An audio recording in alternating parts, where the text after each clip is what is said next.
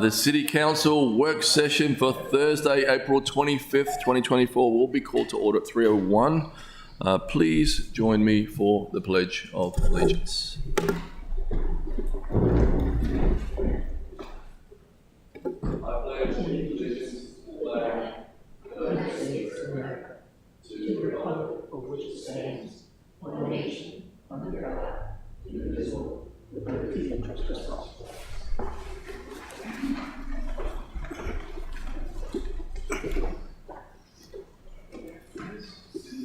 Please present the first item. First item on the agenda is ID 2724, Capital Improvement Projects, the CID debt affordability and other budget-related items.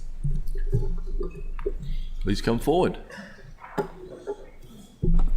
So, Jody Dickinson, Finance Director. I'll introduce Joe Mason. He's from the firm of Davenport, who is our financial advisor firm, and he's going to talk to you about the debt affordability. We've provided him with the information on the CIP as proposed and other financial information, and they've put together their analysis. So, Welcome back.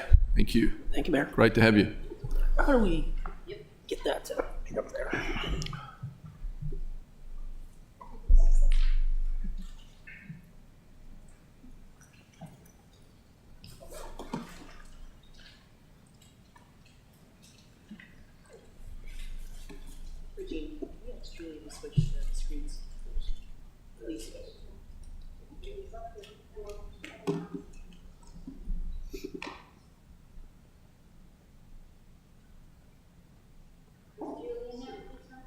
Yes, I've asked Regina to. Well, they have hard copies. Do you want me to just go ahead with that, or does the? They'll take it on the broadcast as well. we've distributed hard copies of this presentation. You let me know if you want to just move forward with the hard copies or if you want to wait for the overhead. There we go. It's my fault, sorry. So you'll just use the arrows. Okay, thank you. Good afternoon, Mr. Mayor and members of the Board of Aldermen. It's good to see some of you again. Thank you. So as Ms. Dickinson said, we wanted to spend a little time, not much, very short presentation, just talking with you in the context of it's, of course, budget season and the capital improvement program and your deliberations around that, and give you a picture of sort of what you have outstanding already in terms of bonded debt and what that debt picture would look like if you adopted the proposed CIP with the amount of borrowing that's contemplated therein, and see how that affects certain policies and ratios that you care about from a credit ratings standpoint. You don't want to borrow so much that you jeopardize your rating or jeopardize your financial health, because obviously with borrowing comes debt service, right? So with that in mind, let's step through this document. And by all means, this is meant to be a conversation. This is a work session. So please interrupt me at any time if you have questions. On this first page here, this is a snapshot of your existing debt in the left-hand column, just to the right of the years. I know there are lots of numbers on the page. But basically, your existing debt service is about $9.3 million. And then tapering down from there. In the second column is the new debt service based on the approximately $65 million of borrowing that's currently programmed in the CIP.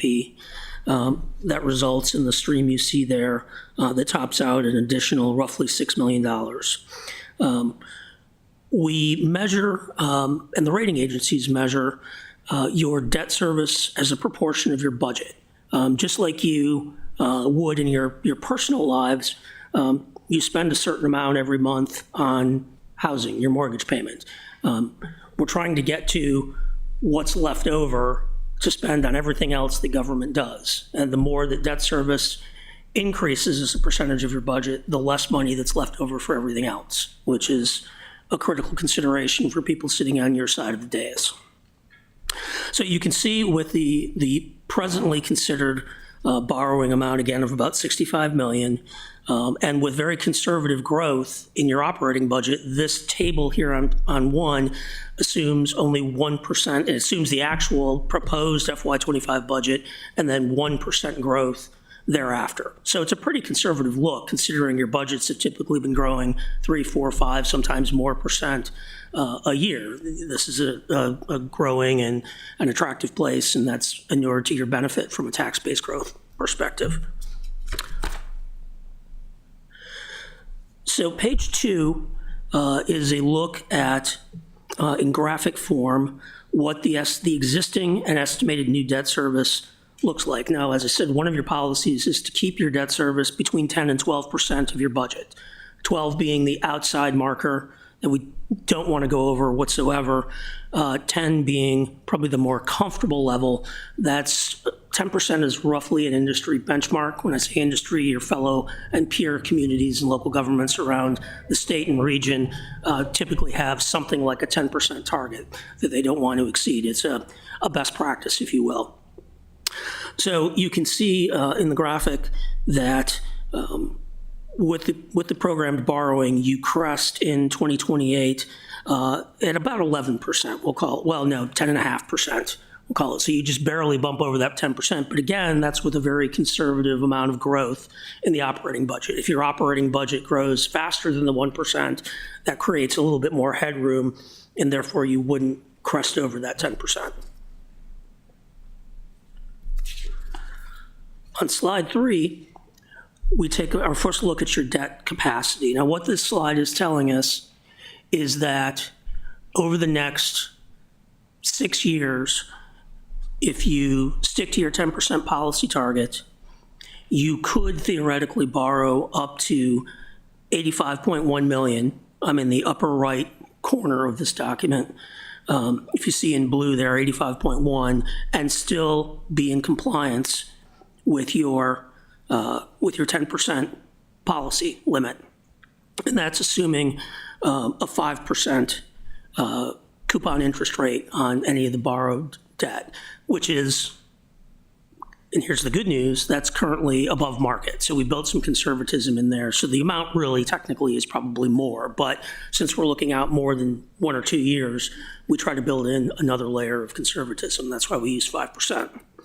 So, and then correspondingly, if you wanted to, at the other end of the barbell, look at 12%, what could you borrow and still be under the 12% maximum ceiling? That's $114 million borrowed over the next 6 years. On page 4, we look at the same type of information from a slightly different angle. Yes, ma'am. Sorry. Mouthful, sorry. What, can you go back to the previous slide? What happens in 2027? What happens in 2027? That is that's a good question. I didn't notice that.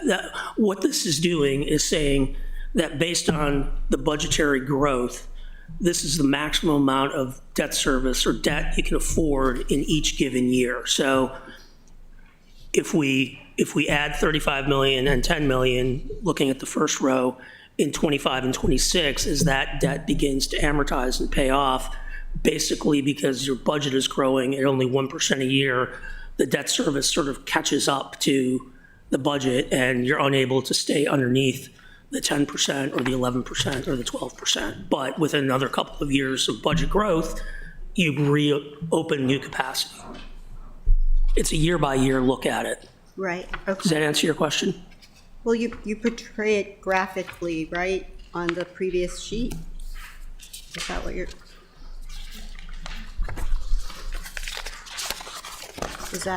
That's the story it tells, and the previous. Yes. On page 2 is the graph of that, right? Yes. Okay, thank you, I think. Alderman Savage? I still don't understand though, because I mean, the important part on that slide 3 is that that's without the planned borrowing, so essentially without the proposals in the proposed budget, right? So if we say no to the proposed budget, this is what and the proposed CIP, this is what our debt capacity would look like, right? Yes. So I don't understand why it's 0 in 2027 then. If we don't pass the proposed CIP, you'd think we'd have a lot more capacity in 2027. It's the way the math works. Yeah, and do you have any other way to show that, like tables? No, I don't. I mean, not here at this moment.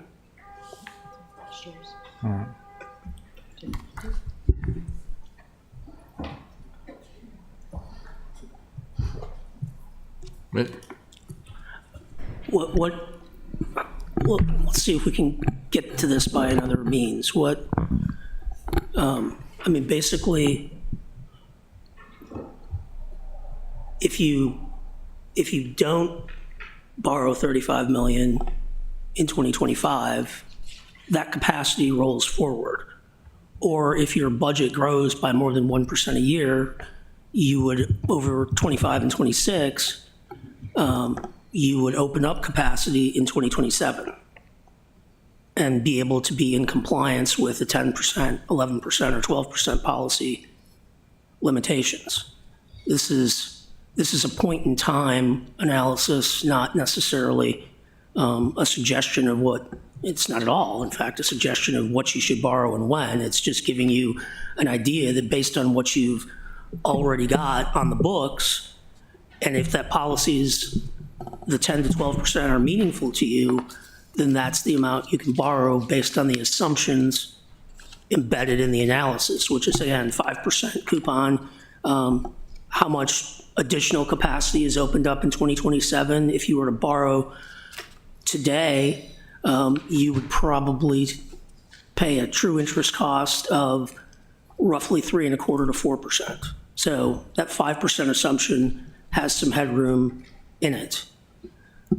We can cut this a couple different ways if you'd like us to revise the analysis and send it back to you. I just don't have the ability to do it in real I think I time. just don't understand. What you're saying is that this table shows with the assumption that every dollar amount listed, the assumption is that we take on that new debt. So for 25, this would say we take on that 35 million.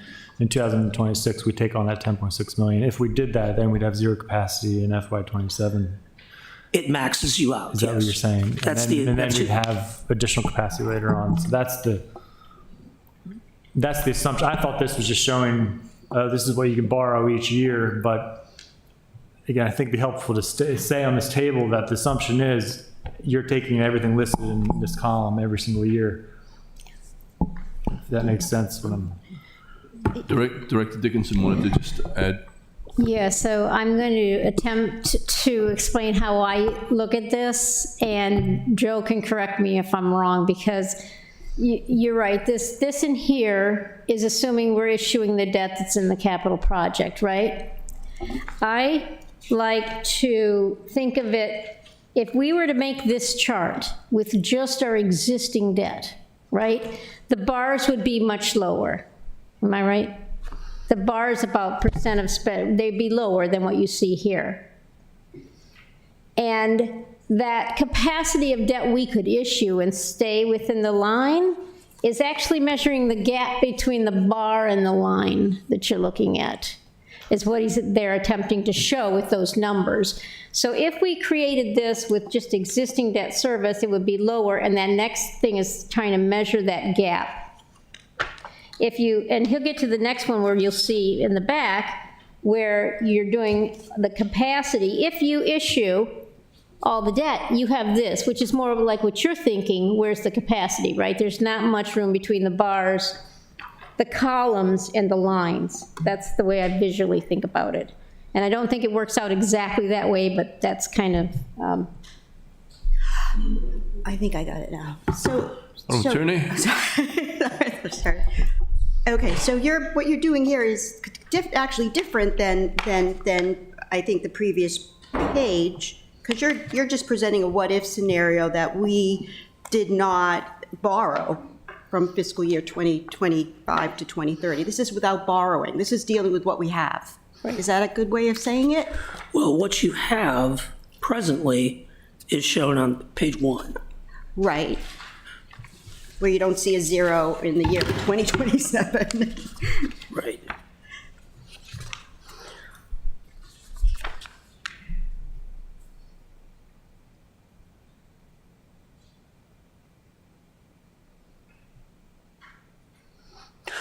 All we're really trying to maybe the slide order is not logical.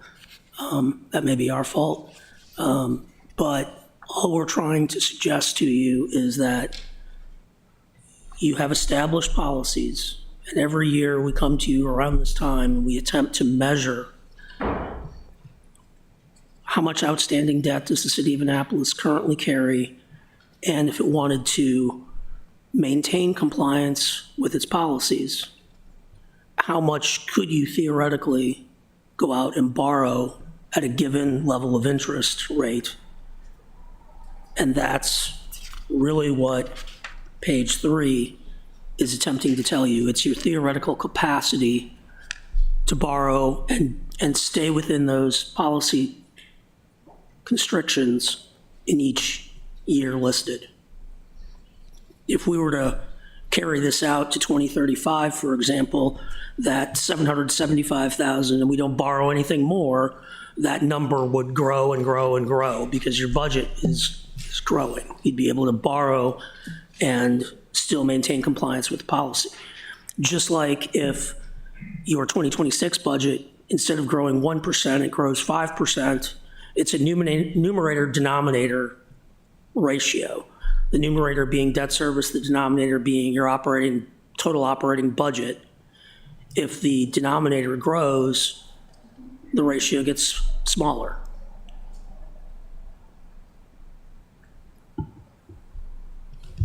Okay. Right, thank you.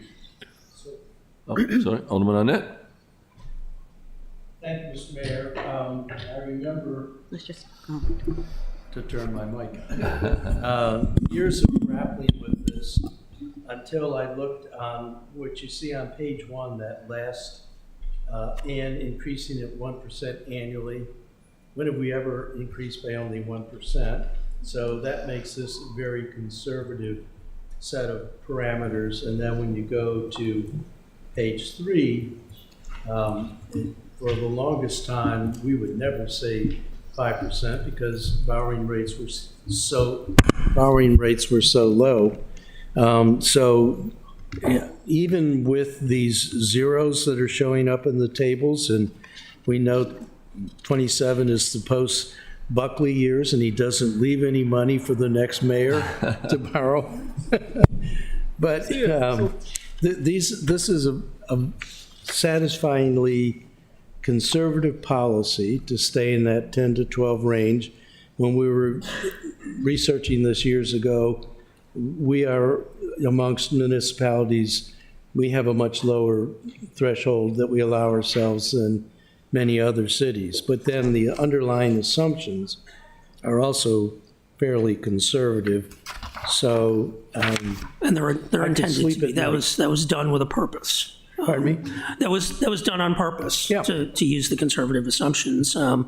We can give you, we can modify this analysis and give you an absolute at today's borrowing rates and assume that stays. We can be less conservative as to the borrowing rate and more realistic about your budgetary growth rate to give you more capacity, but it's just that you're going to have to service and pay for in the future. So we're trying to strike a balance.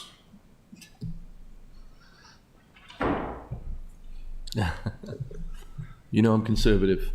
Alderman Pendell Charles? Thank you, Mr. Mayor. Now, as I see it, and I could be wrong, when I'm looking at this chart and this scale and what you have presented here, and you have labeled it as conservative, are we looking at, and I'm going to use Public Works as an example, have we looked at this in the context of maybe some infrastructure that we have to do that Mr. Vogel, Director Vogel may say has to be done in 2034? Because we're looking at the projects that we have coming up that we know have a lifespan. Is that all baked in to this? Well, nothing is baked in beyond fiscal year 2030. So if there's a project out in 2034, it's not going to be included in here. We're agnostic on the projects. I mean, that's not our role. That's your role, and your department director's role is to tell you what the projects that need to get funded are. We're just telling you on page 3, for example, that depending on how much of governor you want on your borrowing, 10 or 12% of budget in terms of debt service, you could borrow somewhere between $85 and $114 million over the 6-year period. It doesn't really tell you anything more than that. So anything in the out years is not included? You say you go to 2030? Yes, ma'am. Okay. Yeah. So that's a question I would have maybe as far as looking at possible projects and their lifespan and what we have going on in the city and what could need fixing or repair, or Sure. we need to collectively kind of look at that from this lens. And I see Ms. Dickinson has a comment or question. Oh, so Dickinson? I was just going to comment that the CIP only goes out that far. So we don't know what projects are planned in those out years. Gotcha. Theoretically, you could run this out as long as you wanted to, but then it gets beyond Right. any ability to anticipate what's going to happen that far out, so. Makes sense. Yeah. Good afternoon, Bert Vogel, Public Works Director. So I recognize your concern about what big must-pay bills we might have in the out years, but because we have enterprise funds, all of those things that are coming, sewer line replacements, water line replacements, as things, a lot of our infrastructure was built in the 50s and 60s, and so that will come in that next decade, but those will be taken care of in the enterprise funds, not the general fund. Since we don't own really heavy infrastructure, we don't own bridges, we don't own tunnels, anything like that. We don't really have major, like a building that we're going to have to rebuild for $20 million or $50 million. We really don't have any of the kind of bills that I think you're concerned about. So my follow-up question is, going out to 2030, looking at what we do have and may have to pay for or repair. Do we have the Spar Creek Bridge, Eastport Bridge? Is that us, or that's the side? We don't. That's state highway. Okay. Yeah. So the comfort level, I guess, with going out to 2030 would probably fall majorly in your bailiwick, I would assume. Correct, right? The things that I considered really to be must funds in the general fund would be the facility repair budget, the sidewalks, the street repairs, those kind of things that we fund at a consistent level every year. Then most of the other projects we see are kind of discretionary. Okay. Fine. Thank you, Mr. Joe. Thank you, Mr. Director Vogel. Thank you, Director Dickinson. Okay.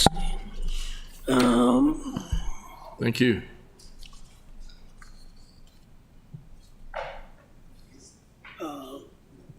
You say thank you. Do you want me to be done, or I've got a couple more pages? Okay, all right. Keep going. You can give me the hook. Thank you for not giving in. Okay, so over to page 4. This is the look with the proposed borrowing. I think we started to look at this, and then questions came. So basically, it's about 65 million in proposed CIP borrowing, or the proposed CIP amount, and then below that, we have the borrowing amount. You can see in 27 and beyond, those two numbers and those two rows are the same. In the next 2 fiscal years, 25 and 26, the borrowing amount is a little bit higher, and the only reason for that is you as council in prior years have authorized the issuance of debt for certain projects. Now those projects have proceeded through the pipeline, if you will, and now they're ready for funding. And so it's time to borrow the funds that you authorized, maybe, I don't know specifically when, but maybe 3, 4, 5 years ago. And that authorization basically sits on a shelf. You've approved it. It doesn't really have a terminal life to it. It's just when the project is ready, then it's time to borrow the money. You don't want to borrow the money well in advance of when you actually need it, because then you're paying debt service on something that you haven't constructed to the benefit of the citizens. Does that all make sense? Hello, hi. Attorney? Hi, Jody. Could I just throw a lifeline here? Is there any way that you can connect the proposed, actually, you're throwing me a lifeline, I don't know. The proposed CIP amount of 14,667, I don't know how to tie that into. So if you go to your CIP book, and let's Yeah. hope this works, because we've gone through a few versions of the CIP, Okay, but okay. this should be based on the final. If Okay. you go to the CIP and you look at the front summary schedules, Okay, okay, there is a summary schedule yep. that has There's page numbers. source. I don't have mine in front of me. Okay, okay. I lent it to Joe in case he had questions, so let me see that these tie out. So if you look at the summary that talks about the funding types, all right? Yeah, So look at page 10. 10. Okay, 10. Okay, look at the first line of numbers on page 10,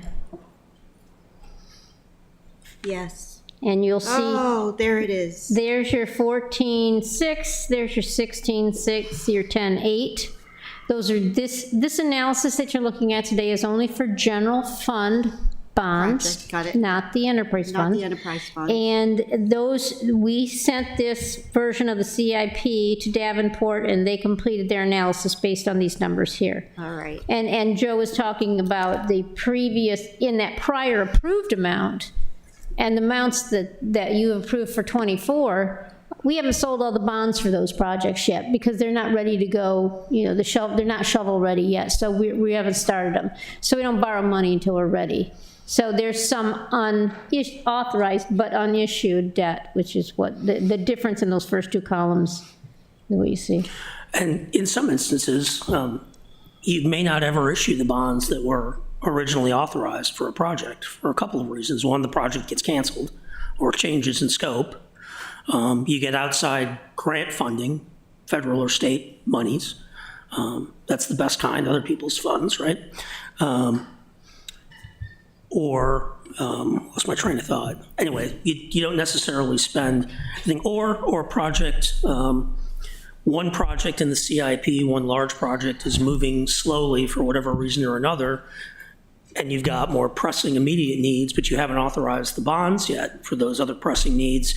You can, working with your bond counsel and legislatively, you can go in as a council and reprogram the funds for one project that's not moving and reprogram those funds to other projects without having to issue or approve any new bonds for the other projects.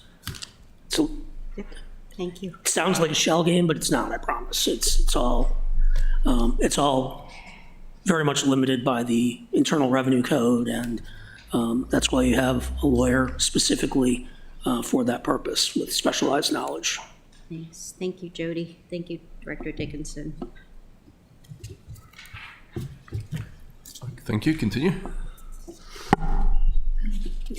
The last, unless there are other questions at the moment, the last slide I wanted to go through is just looking out, this goes to your question, Alderwoman Charles. What does it look like if we, well, I guess it sort of goes to, do you have capacity within the next 6-year window beyond that which you've already got programmed? And you do. You do. And again, the assumptions here are, I've used the term several times, conservative. So if, and I don't know this to be the case, but if, for example, in fiscal year '25, the city had a borrowing, and we've been assuming for planning purposes that the rate was 5%, and you got 3 3/4%, that debt service is going to be lower, and that's going to free up the amount of money you have in the budget and increase the amount of additional capacity for future borrowing. And every time you do it and you beat your planning assumption, you gain a little bit of a benefit. That's why we don't ever want to, when we're doing planning the capital program. We don't ever want to haircut it too short because sometimes markets change and you get an unhappy surprise. Interest rates can spike, they can be volatile at times. And we want to have enough cushion to be sure that we always have ample borrowing capacity because things break, priorities change, and so forth. So with that, that concludes the presentation, but I'm happy to take any more questions while I'm sitting up here. Alderman Savage? Thank you, Mr. Mayor. First question, so let's looking at slide 5. So this is assuming if we adopt the CIP as currently proposed, right? And also, I guess it's assuming for example, on the second row, in 25, it's assuming that we would take on $7 million of new debt to get up to 11%. Right, moving forward, kind of like the other table. It is, 7 million is an indicator of what you could theoretically do above and beyond the 65 million that's already programmed in the document that was looked at. Right. Oh, in addition to the document. Yes. So Okay. said another way, instead of the 14.6 million on page 4 in the proposed CIP, if you wanted to borrow, 21.6 million, because that's a roughly $7 million delta, you wanted to borrow 21 million, you could still remain in compliance at the 11% policy limit for 2025. Gotcha. Okay. It's, if you think of it as a credit card and I put 14 million on my credit card, or 14,000 maybe, at least in my household, on your credit card, you would have 7,000 left on your credit line. Yeah. Yeah. So I guess the other takeaway from this slide is that it does, with all the zeros that are on there, if we adopt it as currently proposed, it would limit our future borrowing unless we My magic shuffle two around. things. Okay. My magic two things are, we're only growing the budget at 1%, and the interest rate assumption is 5% in current markets at 3 3/4. So if one percentage is higher and the other is lower than what's assumed in here, then your capacity goes up. Right. But we've intentionally shown a pretty conservative look at it to just put some guardrails on it. Yeah.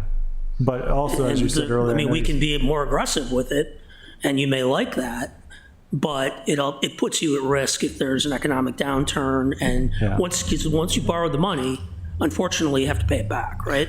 Right. If you want access to the markets in the future. So we're trying to do this in a considerate, purposeful way that sort of gives you capacity to get things done that need to get done without opening up the candy store, for lack of a better term.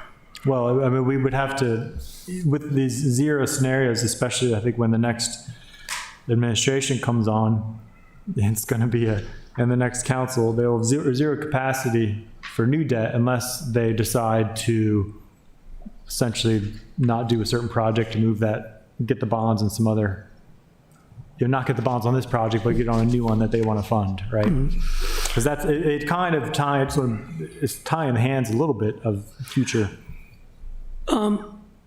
Yes, you can't spend a dollar twice, right? Yeah. So if you lock in the cash flows of the borrowing as programmed here, that creates choices for what has to happen in the future to unlock more capacity. Whether that's cutting spending in an area, whether that's raising revenue, or whether that's just organic growth of the budget because the economy in Anne Arundel County and in the city of Annapolis are chugging along very, very nicely. If they continue to move in that way, then natural capacity is created. And that's usually what happens, quite frankly, particularly in this region of the country. Oh, and that's happened to us every year with Director Dickinson's conservative assumptions, right? Ross always talks about the impending deficit, but she seems to save the day with her assumptions. But the other question would be, within this debt capacity, included in this are all of the enterprise funds, No, this is just tax-supported general fund debt. general fund debt. So, and I think I probably asked the same question every other year, but so each of the enterprise funds have their own debt capacity, separate debt capacity? Yeah, it's measured a little differently because they're revenues, specific revenues. But yeah, it's the same concept. And Is capacity without changing the equation. You have a certain amount of capacity. So let's say water and sewer revenue bonds, for example. You have a contract with the bondholders that says, I must set my rates to maintain coverage of the debt service after operating expenses are deducted. For every dollar of debt service, I need to have, I'm making a number up, but $1.25 to be able to cover that debt service with a 25-cent margin. That's kind of how you measure it when you're thinking about revenue bonds. So if I were to take it all the way up to $1 or all the way down to $1, how much more debt service can I afford with that last 25 cents? Or if I raise my rates to generate $1.50 coverage, how much more debt service can I afford with that 25 or 50 cents? You're changing what you're adjusting a little bit. It's like, it is the equivalent of the operating budget component of the tax-supported debt, where the faster it grows, the more capacity you have under policy. The difference with revenue bonds, under the general fund, we're talking about city council adopted policies. These are not legal restrictions on the city. You can borrow more if you're willing to pay for it. And if the citizens are willing to pay for it, there's no magic about 10 or 12%. It's not a legal restriction on you, but it's a restriction that you've self-imposed because you realize the city still has to operate the government and clean the streets and all the things that government does. And so you need to have money left over after paying your debt service to be able to do that. That's less of a concern when we're talking about revenue bonds. You can generally push the capacity a little bit more as long as you're willing to raise the rates, because the only thing that happens to the leftover money is it sits in a trust account and you eventually use it to pay for capital projects for whatever the bonds were originally sold for. You don't have to worry about the general operations of the government unless the surplus revenue from revenue bonds is being transferred to the general fund as an operating revenue to the general fund. Then you care how much debt you have in the revenue fund, because for every dollar you don't have there, you don't get the transfer that the general fund needs. I'm way in the weeds now. Yeah, you are. All right. Well, last question, it might not be for you, but so for those enterprise funds, then do we have, or do we need to have the 11, 12% ideal policy cap? So we do not have a policy set for those funds now, as far as I recall. You got me thinking, and I started going over and looking at the division of expenses. The debt service in those funds is a little higher as a proportion of their total expenses. And every year, this goes back to the rate calculations we were talking about the other day, about those debt service needs are considered when setting the rates. And if we decided that what we have here is too high, then we'd have to go back in and decide what projects we're trimming back in order to make it. But I don't think it would be as low as the 10%. Okay. All right, thank you. Alderman Net? Thank you, Mayor. I want to correct the record. I know the Director of Public Works is new, but the Eastport Bridge spans the Gulf of Eastport, and I'm going to be asking for $21.5 million in the budget to create a second span. Hilarious. Sure. It's gonna be a tunnel. All right then, another project for. Thank you. Could you actually simplify a little bit here? So, the incoming mayor might look at this assessment here and assume there's going to be no ability to borrow in 26 and 27. Yeah. Could you simplify that for us a little? It could be perceived as we've Depleted. taken all the money, and it's not Depleted. the case. So, yeah. No, as I said, you have the ability, I mean, nobody's telling you you can't borrow. That's not what I mean to suggest at all. It's simply to say that if the metric of debt service to operating budget, if that ratio of 10 or 12% is something that you want to stick to from a policy perspective, then your ability to borrow new money in those years, you come up against that governor. But you can exceed it, and you could exceed it. I mean, we have plenty of clients around the region that have policies that they attempt to adhere to as best as possible, but in certain circumstances, whether it's life safety, health issues, or what have you, they've made the strategic decision to temporarily exceed that policy by, even if the chart says I shouldn't be able to borrow that affordably and maintain compliance with that metric, but I still need to do it. If I have to go over it for a couple of years, I'm eventually going to grow myself out of it, or the debt gets paid down and I'm back into compliance. So there's not going to be any legal restriction created by this policy. I mean, your successor is not going to be hamstrung beyond the will of what the council and the next mayor want to accomplish, or what the citizens are asking for. And is that metric part of the reason that we have our highest bond rating that we've had? Or, I mean, if we part of the went reason, up- yeah. If Yeah. we went above that? It's one of many factors, but debt management and long-term liabilities are a component of a credit rating. So they look at your debt, they look at your future debt plans, and try to judge whether or not you're going to be taking on new debt in a fiscally responsible manner.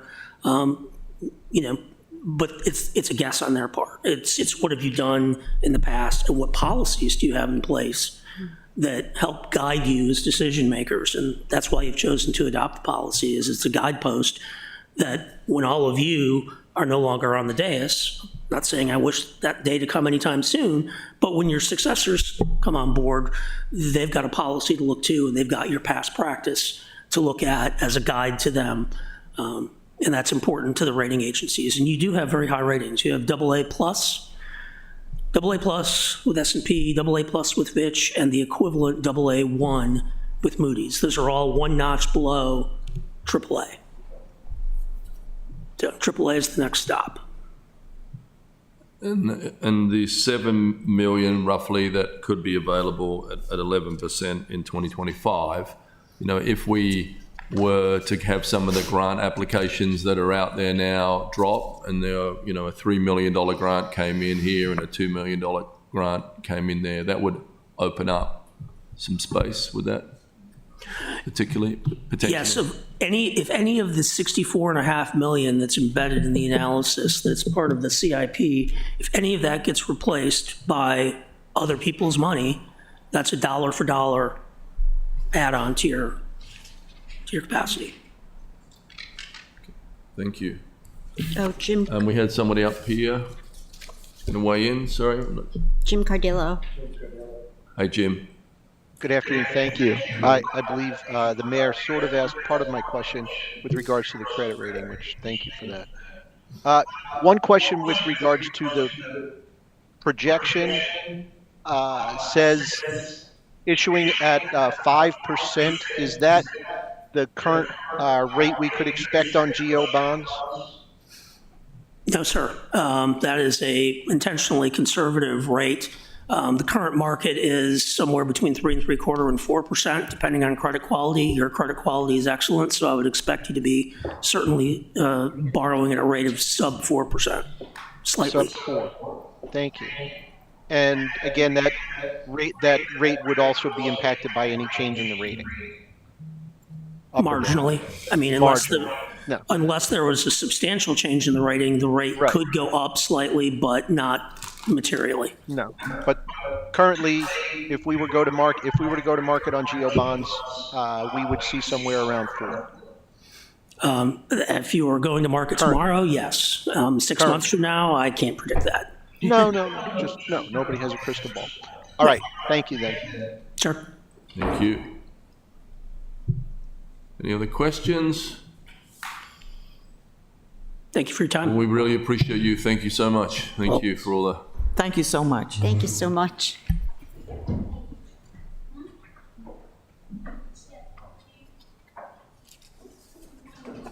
Anything else on the agenda?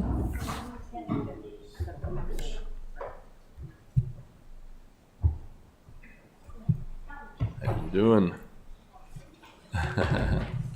Director Vogel. I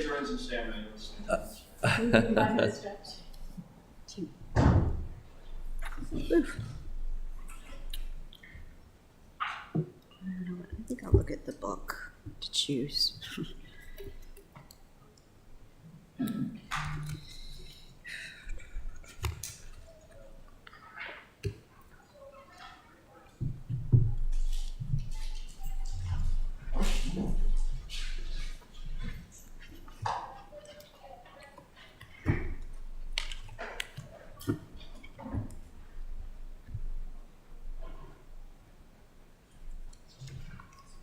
Before we introduce myself again, Bert Vogel, Public Works Director, and before we get into the CIP, I just wanted to take maybe 30 seconds and recognize some pretty cool work that the IT department has done with support from the Public Works staff here on the Public Works landing page. At the top, our very popular Submit a Problem service. Just go online, a little easier than sending emails or calling in my view.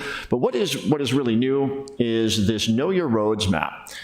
And one of the things that can be a little challenging is who is responsible for something in the roadways, whether it's vegetation, trash, potholes, a signal, signage, all of those kinds of things. And we have, I would say, 4 flavors of roads, big flavors of roads in our area, that being the state, the county, private, and city-owned.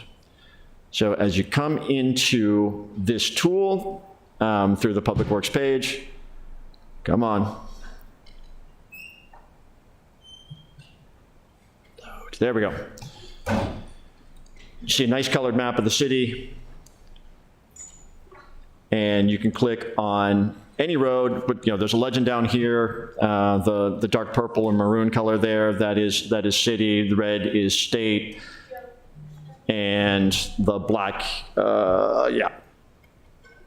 this blue black is county. Or you can just click on a road and it'll pop right up and it'll tell you that, for instance, Forest Drive belongs to Anne Arundel County. And one of the things I think is the coolest feature is you can just go right over here to the left side and click the report a problem. If you do state highway, it takes you straight to their request service page. And you can go right into saying, hey, this signal's not functioning, the timing seemed off, the red curb on Ridgely Avenue needs to be repainted, whatever it is you want. And this is actually much more effective than your residents emailing you email me, I email somebody at State Highway who then ignores my email, right? So there's just so many places where that process can break down. You go here, it goes directly to whatever crew, whether that's the vegetation crew or the pothole crew or the signals crew is responsible, and takes all of that human error, much of it, out of the equation here. So for those of you who are active on social, Alderman Arnett, I'm sure you've got like a big Insta following, get that out to your people. It's more of a TikTok guy. So, sorry. He has no idea what I'm talking about. Hillary will be happy. Yeah. Okay, on to the matter at hand, the capital improvements brief. Again, like great work. That's our GAS program. Sean Wampler putting that together. Doesn't look like much, but there's a lot behind the curtain getting something like that going. All right. It's on West Street. West Street that changes, and Forest Drive that changes. Marcia, go ahead and introduce yourself so we don't have to do this later. Good afternoon. Marcia Patrick, Assistant Director of Public Works. And our agenda for today, we're going to do just a quick overview of the CIP program, talk about changes, take a couple of minutes dedicated to City Dock. When we did a CIP update at a work session about a month or so ago, I got the sense that there was an appetite to look at some of the financial details with a little bit more depth, so I created a couple of slides there. And I'm kind of missing new projects here on my agenda, but I've got all of the new projects listed at the end of the brief, and each one has a page number listed. So what I really recommend is when we get to the new projects that you go open your budget book, this thing, and then just follow along, because all I've done is kind of taken a title and a very brief description, but all of the financial detail is not in the presentation here because it's really best viewed in your budget books. So I believe those should be available on your iPads or drives or however all that magic works.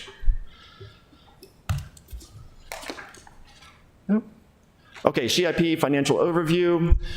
We do have a total program of $409 million.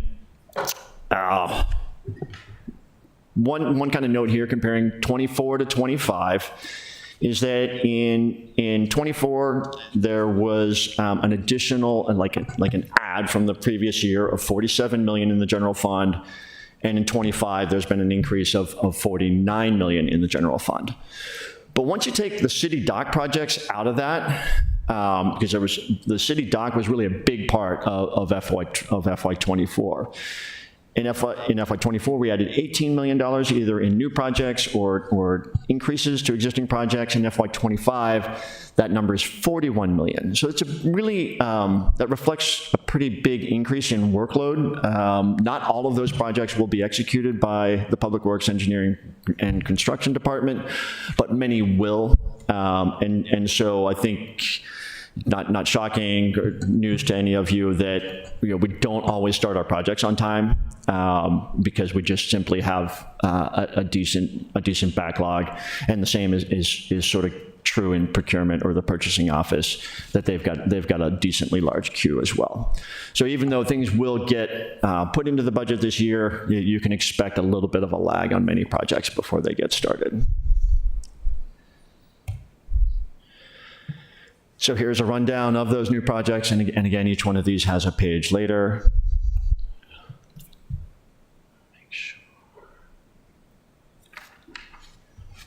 Mr. Mayor, I'm sorry, I'm going to go back, and please interrupt any time. Hold on.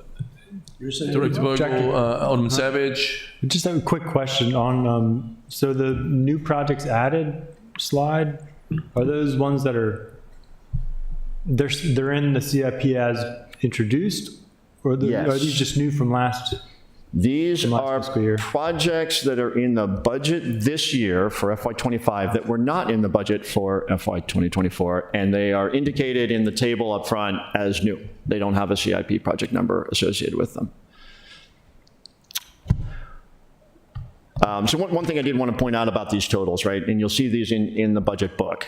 I'll use the water fund as an example of that $67.1 million. That does not mean we have $67 million of active projects out there because of the way these things kind of work mechanically.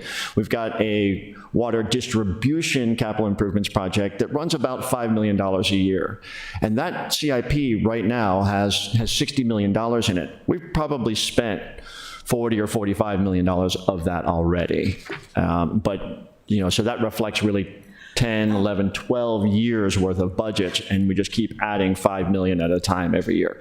Same thing is true for sidewalks, for sewers, things like that. So all of these things that have a recurring annual budget, they just keep building on each other. And so this number just will grow even without adding projects. Remember, this is just a summary, but I know, I just say, so you use the numbers extended out to 2029 to get to the total. I mean, I was just curious about it. You don't go down 2025 and say, this is what we have in today's, you're taking the number.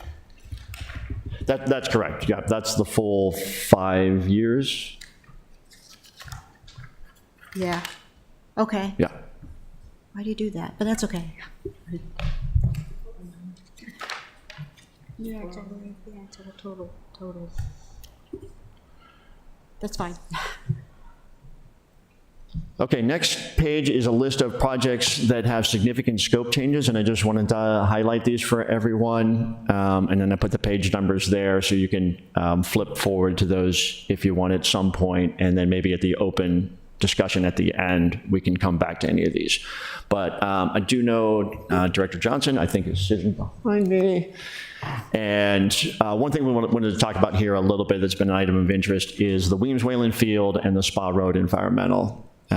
Largely, that project, other than a title change, is similar to 24. We added $100,000 for a site investigation for environmental for the entire site, so not just specific to the Weems-Wayland Field.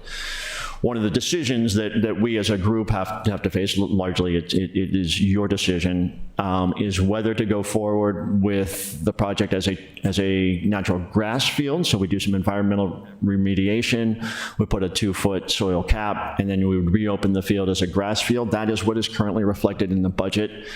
But I know the mayor and Director Johnson have been working to see if maybe some private funding could be coming in, or there's some grant opportunities so that we could make that a turf field. So I just kind of wanted to pause here and see if there was any conversation about that.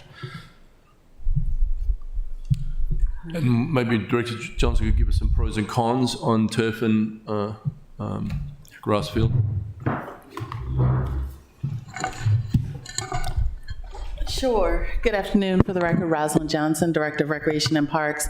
And a grass field, we would not be able to maximize the playability. Currently in the city of Annapolis, we do not have one rectangular field that belongs to the city. So this is the only one that belongs to the city.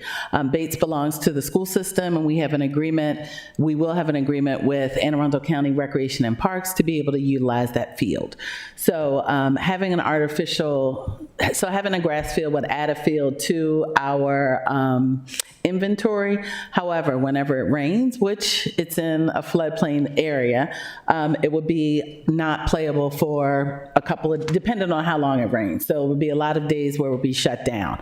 As you can see at Bates, that was a new grass field that was installed. It cost over, I think, $400,000, and at some points it's a dust bowl, and it's only been installed for about a year and a half or so.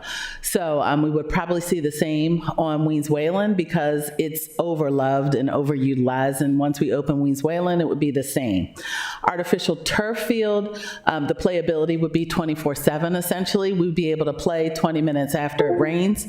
My suggestion though would be to stay away from a crumb rubber artificial turf field because there are all sorts of challenges. Some have been proven, some have not been proven. With studies, you can get one person that says it is a carcinogenic, you can get another study that says it's not a carcinogenic, so it's debatable.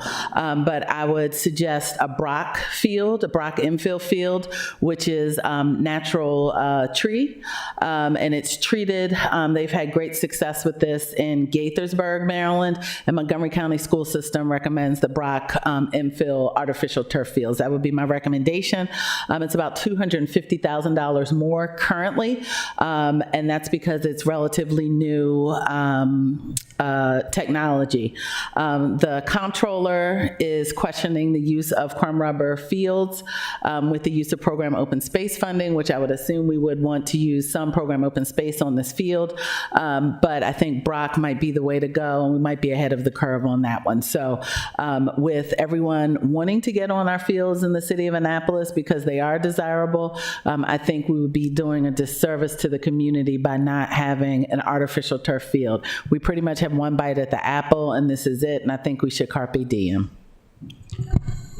Can you just give us a cost estimate? Because in what I remembered back in the day was like, that's $1 million, and now I'm hearing numbers like $2 or $3 million. What is that? When we did a comprehensive estimate in Public Works, we came up with a total cost of $3 million. So that would include any environmental remediation, stormwater management, some critical areas mitigation that would be required there, and critical areas would cost about $600,000, and that would be if we did fee in lieu of mitigation.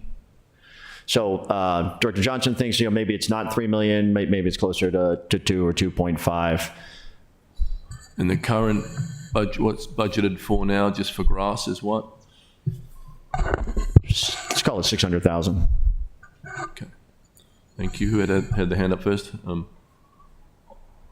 Alderman Savage has his hand up now. Okay. Thank you, Mr. Mayor. Yeah, so thank you for the report on that. I'm glad to hear that you're conscious and looking and considering the environmental impacts to the fields. My first inclination was just go for natural field because of the environmental. I would say, environmental benefit I think needs to get looked at more. I think you would get the immediate kind of carbon reduction benefit from the grass and potential stormwater, but then again, the fields are often muddy, and then you get fertilizer you have to use on them, and then you get the mowing equipment, environmental impacts from the emissions from those, so it may not be cut and dry. So I'm glad to hear that the artificial at least have some of the new technology. How do you spell that new fill material you're referencing? It is copywritten, so it's the name of the company. I believe it's BRACH. Okay. But yeah, I would say that if it comes down to cost, I encourage my colleagues, I think, to look at spending more for that environmentally responsible one if we don't go with the grass field. But thank you for the information. Alderman Tierney, then Alderman O'Neill. Just really quickly, how do you feel about the remediation scope value that you have in it? Has that been looked at or bid out? Or? Yeah, we feel very good about the costs that are in the current budget at the current scope. The remediation you're okay with? Yeah, remediation and construction of the field, we think the amount that's in the CIP would cover that. Okay. Thank you. Alderman O'Neill. Thank you very much. So I'm on page 64, right? That's the page for this project. Mm-hmm. And I see a total project cost of $887,500. But that doesn't include the field, which is an additional to? No, that would include a natural grass field. This includes the national. With the 887 would get us a natural grass field. Okay, but if we're talking the infill, you said a total cost of $3 million, so the difference of 3 of 2, right. Adding 2 million or 2.2. We're adding 2.2 million to the 887? Yes. Okay, thank you. I was trying to. Thank you. Something for the council to think about? Yep. Thank you. Thanks, Director Johnson.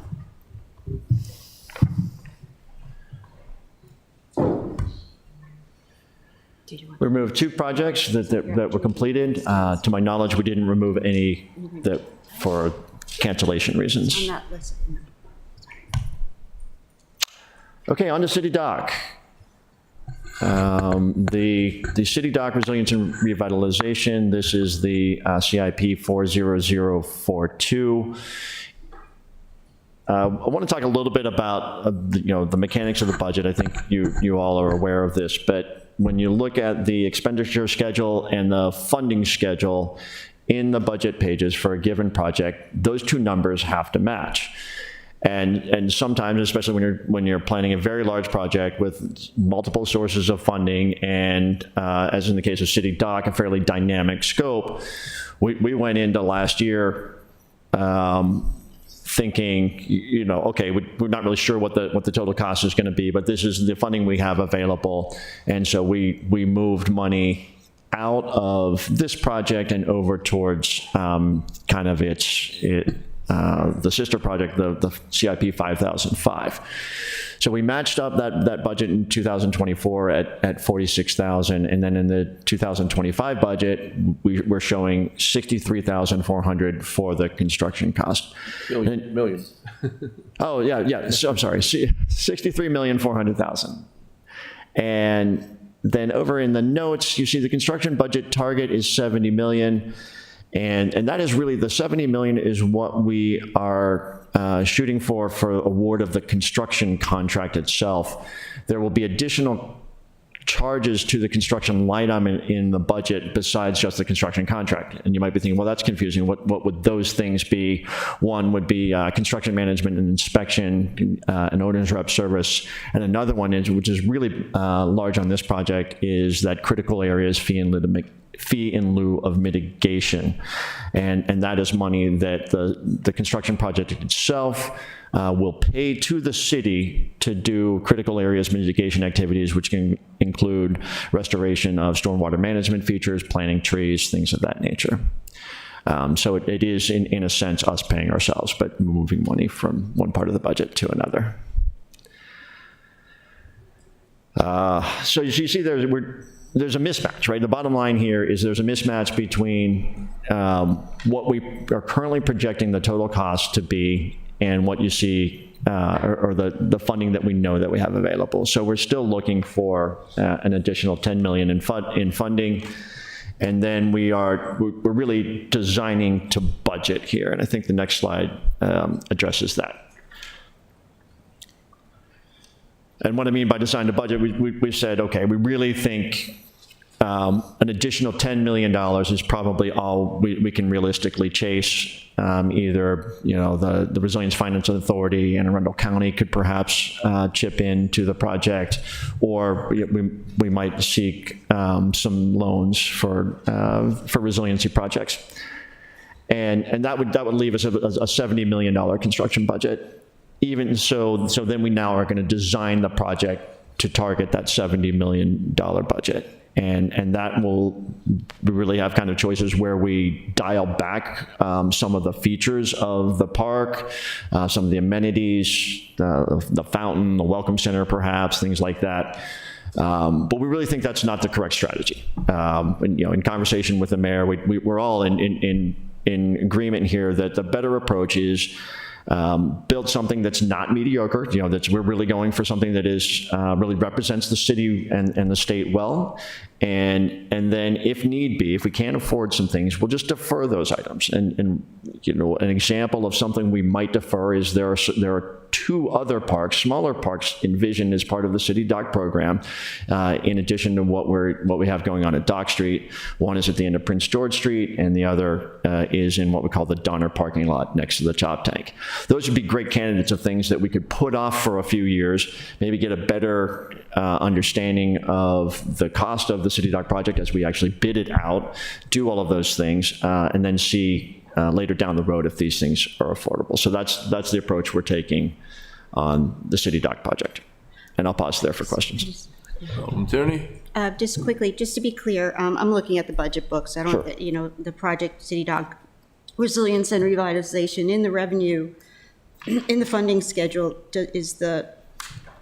it says above the FEMA grant is the 32 million. Is that in the funding schedule, just to be sure? It itemizes non-city funding sources. I'm just asking where those are. I'm sorry, can you repeat the question? I'm on page 27 of the project, City Dock Resilience and Revitalization. It has funding schedule, total of 71. Like you said, it balances 71, and all I'm asking is in the 71. I'm sorry, I can't hear. Speak into the microphone, please. And maybe just slow down a bit. Yeah. In the 71 million, is the FEMA grant included in the funding source? Yes, it is. Okay. Yeah. Okay. And then my second question was, you were talking about the other project. Is that the City Harbor flood mitigation project? It is. Okay. And if I understand the way it shows here is that you reduced it by 10 million or so. Did that go to? It did, right. So a lot of grants, some of the grants just say flood mitigation, and they could be moved or shifted between either project. Same thing for our Hillman Garage concession payment. That's all for City Dock work, and so we've moved those around between 24 and 25. Okay, thank you. All right. Finance director isn't glaring at me, so I didn't say anything completely wrong. Okay. And can I just sort of get some clarification on the FEMA 30 million? So the FEMA is waiting on the various sign-offs that it needs. So it's, I can't say it's been awarded because it's not final, but this is money that came to the state through COVID, right? And then it was put back out on the street, and our project was selected for that project. Now, there's a process, tell me if I'm not characterizing it right, there's a process that we have to go through, the NEPA reviews, the EA, and we're in motion to get those done. So at worst, it could get delayed. We feel confident that it won't. We have all eyes on this project from the federal government to the state government to the county, and we're going to meet our timeline. But in the worst case scenario, we could get delayed, we think. Alderman Savage. Thank you, Mr. Mayor. So at some point, I'd like to sit down with you and just chat about the stormwater management approach for this. But for now, am I correct in that the pump, there's only going to be one pump associated with this work, and that's kind of incorporated into this overall project?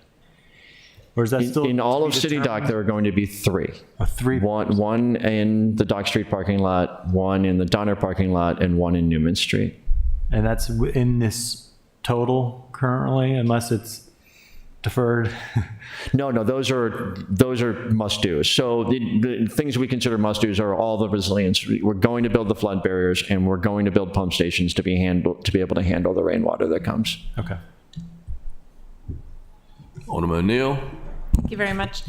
Can we just go over that timeline because it has changed a little bit since I think we last discussed it? So Sure.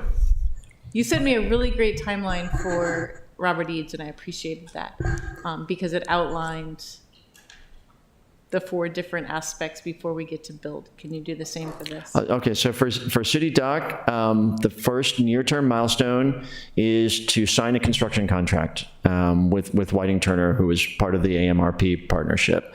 And our target for that is really May, and the importance of meeting that is so that we can order transformers, which take a long time to be manufactured and shipped to us.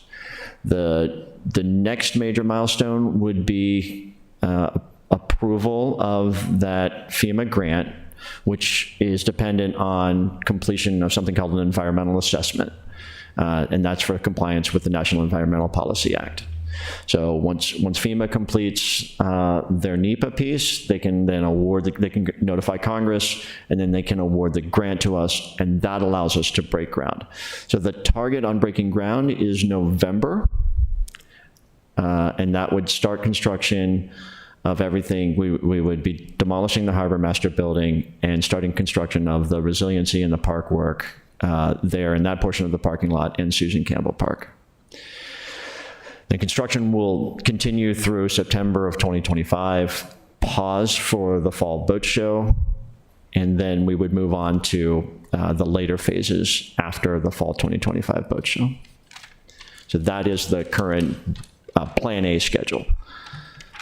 Plan B would be if there's a short delay in the NEPA and the environmental assessment, then we could either squeeze down the current construction schedule and try to fit it in, or switch the phases around a little bit, do something that does not involve demolishing the Harbor Master Building and all of the electrical infrastructure, do some of the work that is closer to Randall Street, the pump station, and we could do that in maybe a 6-month window in 2025, and then do the main park work a year later. Plan C, which kind of worst case scenario, the NEPA drags out forever, and we just push the entire project a year. I really think that's unlikely. Okay. And the press release stating that the electrical systems can't go below, does that have any bearing on any of the timeline that we got on Monday, Tuesday? So I'm not sure about a press release, sorry, but the electrical work is definitely the critical path here, right? That is one of the things that is driving so many of the schedules, is the need to demolish what we have, rebuild it all, and be able to host a boat show. Okay. Does anybody else? And we have had to change the location of where we're going to build all of the new switches and breakers. So a bunch of electrical panels out there in the small brick building down by Susan Campbell and also in the Harbor Master, and then a couple of just panels on wooden boards. All of that had been originally intended for the end of Prince George Street. We discovered a utility conflict that we really just couldn't relocate a water line to make that work. So we are looking to relocate some of the electrical infrastructure within the park itself. All of which is not really affecting the schedule directly. Okay, thank you. Alderman Pindell Charles. Thank you, Mr. Mayor. Director Vogel, do you see or anticipate any delays due to the Francis Scott Key Bridge collapsing? I do not. Okay, good. Thank you. Thank you. Sorry. Sorry, When you, Alderman Tierney. not just for this project, but for others that are continuing after not for this project, but for other projects, or if they're continuing after 2025, do you, what escalation are you putting in? Or do you just average it out? We do. We just put an average. Okay. All right. Thanks. Good, okay. The City Harbor Flood Mitigation, this is the CIP 50005. In the 2024 budget, we had this as a $28 million project. At that time, we really knew the cost would be at least $33 million, probably closer to $35 million. But again, we had to match the available revenue with those costs. And we were in the middle of starting to redo all of the concept design work in order to bring that down within budget. We didn't think that $30 million for what we were trying to do there was really the right number. Director Gerald, my predecessor, talked about that a little bit last year. So we completed all of that concept design work, got a new construction estimate, and we've been able to save $20 million, which is, I think is fantastic. And then with that savings, we did reallocate $4 million to building a bulkhead that will be consistent with what we have at the other parts of City Dock. So 330 feet of additional bulkhead along Compromise Street.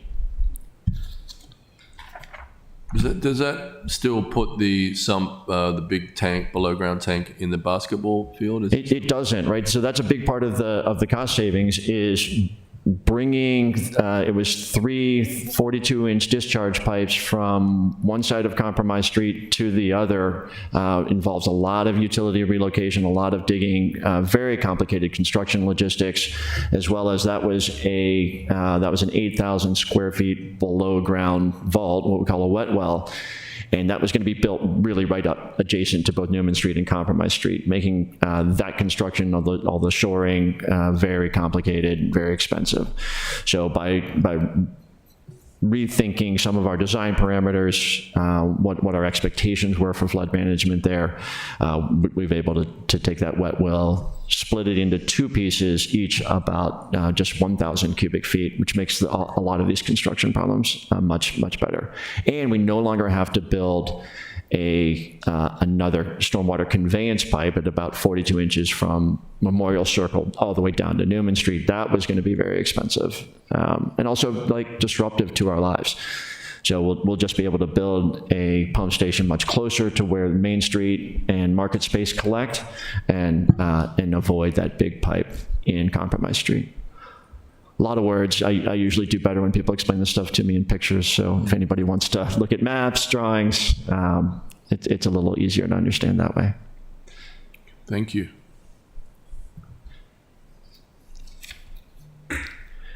And really, that's kind of it for most of my prepared remarks. The rest of the presentation is the new projects, and I'm just going to flip through these slowly and wait for somebody to raise their hand.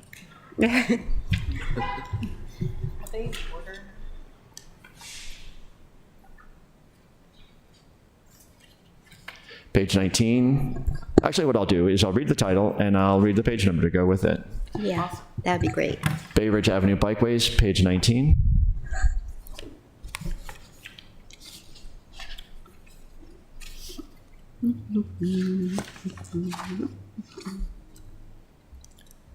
Chesapeake Children's Museum improvements, page 25. Thank you. You didn't ask for much, Elliot. Thank you.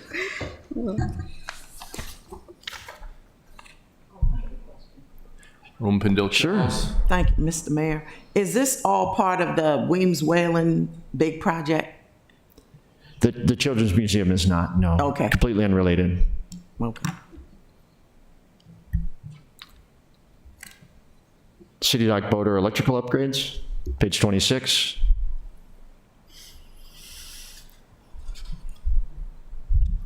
Alderman Arnett. I know this says electrical, but at the Maritime Advisory Board meetings, sewer and pump out have been discussed. I think I heard, thank you. I think I heard that one of the complications is that there's all kinds of things going on under city dock, but also that our sewers are tidal in nature. And so if a big boat has the ability to pump off, we can maybe accommodate that, but small boats, we cannot do pump out there? I'm confused. I've heard. I'll try to explain it as best I can. The harbor master also has some insight into this because I think they're providing some of that feedback you've heard.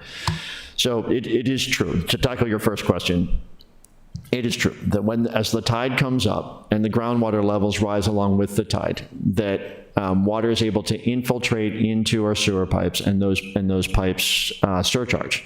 And so if the harbor master were to take their pump out boat and try to discharge into one of the sewer manholes, I think they have a connection, they would find they would not be able to do that at high tides. What we're talking about is actually part of City Dock, is all being addressed with City Dock. And so part of the project is to line some of the sewer pipes there. We might be replacing some of the sewer pipes. And of course, one of the reasons the sewer lines are getting water in them, one of the things we suspect is that water is just flowing in from above through, into a manhole. But as we eliminate that surface inundation, we won't have that inflow. And we also, so the two words that are used in sanitary sewers are inflow, that is water that flows into the sewer system from the surface, or maybe through somebody's roof that connects into their sanitary sewer. But if they've got a roof drain that connects, that would be inflow. The other thing is infiltration, and that's where groundwater comes in below the surface. So we hope to address both inflow and infiltration with the City Dock project. And then we are installing that other pump out that the Maritime Advisory Board, the company that runs the Harbor Queen, the water taxi. Oh, Watermark, yes, Watermark. They've been asking us to make accommodations because of the no discharge zone law, that they would really like to be able to discharge the Harbor Queen at City Dock, and we'll be able to take care of that, no problem. So let me just encapsulate what I think I heard. City Dock, when we address that, we will be able to address these issues? Yes. Yes, both the harbor master and Watermark will be taken care of in the City Dock project. Excellent, thank you. Alderman O'Neill. Thank you. So very quickly, so for this particular project timeline, although it doesn't have a project number yet, it would be in conjunction with probably the timeline that we just discussed on the City Dock? This is actually kind of separate. It could go before City Dock or after, because ultimately we'll connect in. Okay. But I think in all likelihood, this project would follow City Dock. Follow City Dock? Yes. Thank you. I wouldn't swear to that.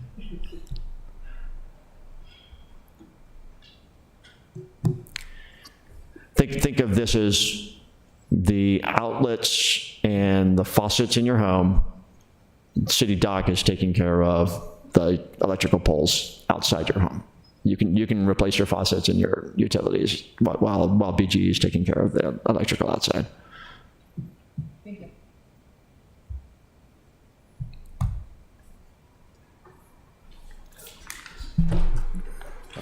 Alderman Savage. So question on this one, are you going to be, or can you look at potentially putting green roofs and or future capacity for solar panels on some of these roofs that are being replaced? I think we really need to look hard at solar panels. One of the great changes in the most recent law, I think it's the Inflation Reduction Act, allows us to receive the tax incentives. So we can get direct payment, as instead, obviously we don't pay taxes, we can get direct payment for some of these energy efficiency and renewable energy initiatives. And yeah, I definitely think we need to start looking at some of that stuff. Yeah, good. And because I know we may not be able to work it into this project just because of cost. If we can, great, but at least make sure we have the load capacity to put them in the future. Right. Yeah, that's a great point. Thank you. Obviously, one of the things you want to do when you do rooftop solar on commercial facilities is make sure you have a good roof, because you don't want to put solar panels and then 2 years later have to rip all your solar panels out, repair your roof, put the solar panels back on. That's expensive. That's what I had to do. Alderman Nash. It wasn't that long ago that we redid the police headquarters. It's surprising to me that the roof has reached its natural life. It does say the lower roof, and so I don't know what piece may have been done in the past. What are you, looking at the picture here, is the lower roof the more silvery colored? That would be my guess. Okay. Yeah. Police headquarters saga continues.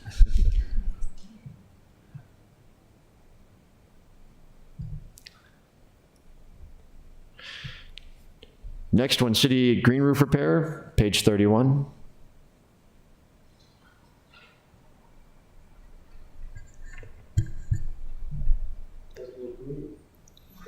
Right. I think that may have been taken in the wintertime. Those plants just look like they've browned.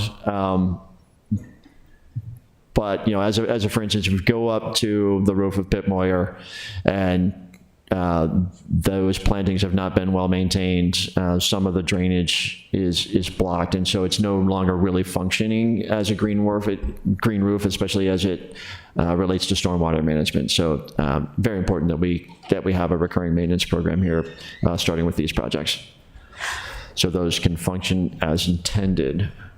So, Tierney. that just brings up a question as far as, when we look at these capital projects, specifically, for this one, for example, how do we address maintenance, subsequent maintenance? Green roofs take a lot of maintenance. They do, right? Yeah, that's definitely one of the follow-on actions. It's a great benefit to standing up that storm water management team in the engineering department. Is now we've got extra engineers to pay attention to these kinds of things, and I just happened to stumble upon Pip, and as I walk up there, it's like, ooh, this doesn't look right. And all I had to do was go over to Betsy McCong and say, hey, can you guys take a look at this and see, see what you can do? And rather than adding one more thing to Donovan Harold's plate that he is already overfilled, we now have other people that can help us out on things like this. Thank you for that thinking. Yeah. Good. Yeah.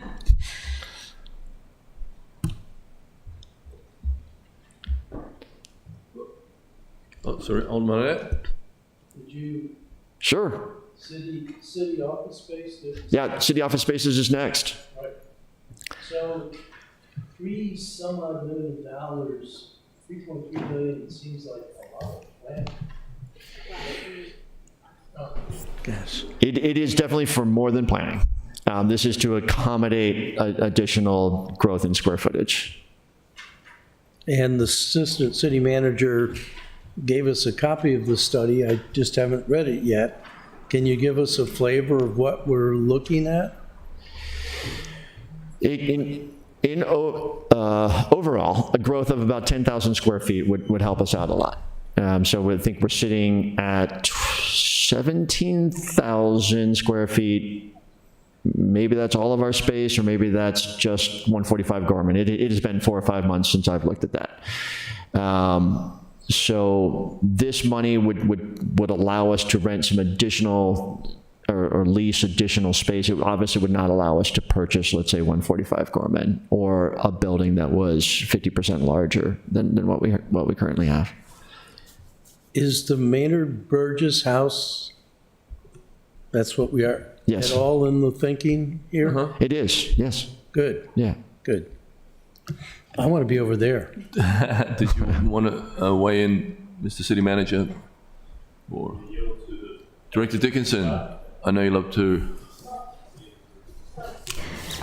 So, yeah, regarding Maynard Burgess, we're looking at that as a short-term fix. If you've ever been in there, there's not much room in there. May fit 3 or 4 desks distributed in the different areas there. The upper floor is unusable now, so it's just the bottom floor.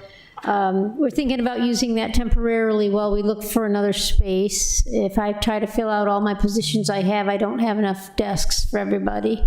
So we were thinking about moving a few of the staff over there temporarily. Now, that's not the ultimate conclusion, I hope, that we can all co-locate in one building somewhere, whether it's spreading out in here or moving to another space and getting a square footage. I want it to be the city council building and have the city council cafeteria over there. Get a cappuccino machine in there for you. Great. Yeah. Yeah. So the budget page does, oh, sorry, go ahead. No, if you go over there and take a look, you'll see it's a little rough and not Class A office space by any means. I know. And There's a couple of issues that have to be fixed before people can go in and out regularly. I was going to offer you my cubicle over here, see. We would take that as temporary space if we could. So the $2 million that's in the budget there for land acquisition, that could go towards the purchase of a new building, but obviously that's not going to buy us a 20,000 or 30,000 square foot office building. Pendell Charles. Thank you, Mr. Mayor. Can you go back to that slide again? And I'm going to put it out there, depending on what it could be. I'm willing to take a look at Ward 3 for some possible office space. I know that's kind of far away from the center of what's going on here, but we have the Public Works building, so there may be some conversations regarding that. So I'm willing to listen and hear what might be a possibility. The indications we've given to the real estate firm that we're very close to having a formal relationship with is within the city limits. That would be our study boundary. Okay. Of course, pros and cons of being close to here. Makes sense, but I'm willing to have a discussion. Thank you. Great. Eastport Choice Neighborhood Initiative, page 39.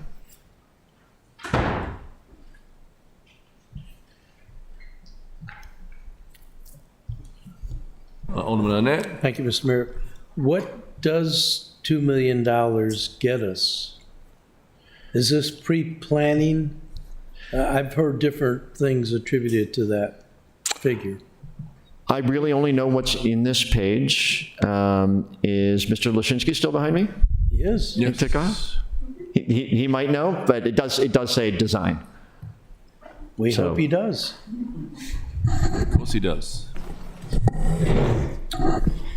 Eric Lashinsky, Chief of Comprehensive Planning. Yeah, it is for design phase work. It's basically to help the selected developer advance the project, make it more enticing. So what is the expectation after design for expenditures? We have not figured that out yet, but there would be some anticipated city contribution for public right-of-way improvements or park contributions. Not sure what the source of funding would be for that. I mean, we're going to be looking for funding from every available source, state, federal. but I think certainly the city would have to contribute as well. So I think the project is good and exciting, but I'm worried about camel's nose under the tent flap, and that's why I asked for what are the down the road kinds of expenditures that we envision. And you're telling me we don't know yet. Well, I mean, I could say it would be for public right-of-way, roadway or park project, essentially the types of spaces that the city might ultimately maintain, although that's not totally resolved yet, but, Right. yeah, infrastructure. And I would just characterize it like this: the money could not be drawn down until the developer was selected, and so this helps us attract a developer because some of the upfront costs are not their liability, and so we know that it went out to bid, and they had only a couple of respondents. We don't really understand why that is. I know 3 respondents that would come forward now once this package is put together. But and for any of us that know developers that might be interested in that project, we think it's going to be one of the best in the country. Please bring them in, and we'd like to get as many respondents as possible on that.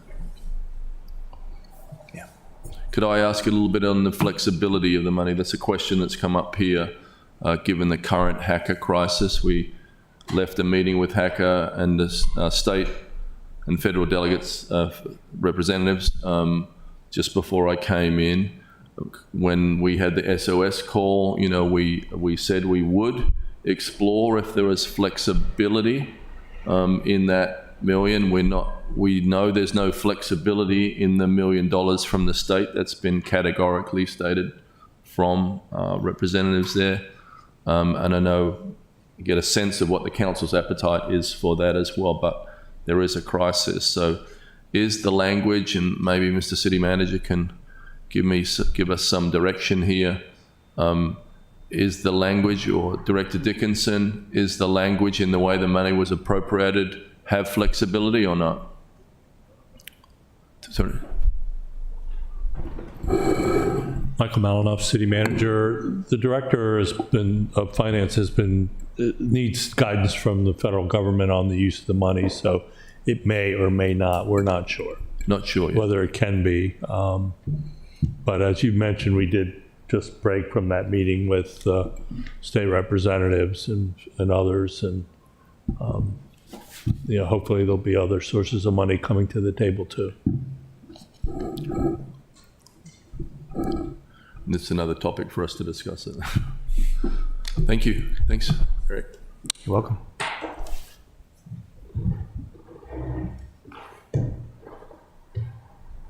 Next project is Eastport flood mitigation, page 40.